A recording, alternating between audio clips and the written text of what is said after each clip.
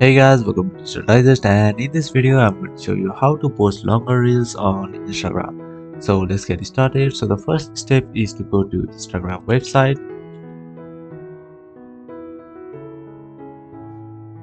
Alright, so this process is easy on your PC rather than on phone. So on the PC, on the left hand side you can see the option for create, and here click on select from computer. So traditionally Instagram only supports for 90-second reel upload, but if you upload from your PC you can upload up to 60 minutes. Alright, so we have our video over here, and here you can see that Instagram is saying that our post will be set as reels.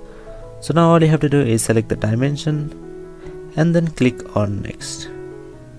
So here you can see our limit has been increased, and now click on next, and there you go.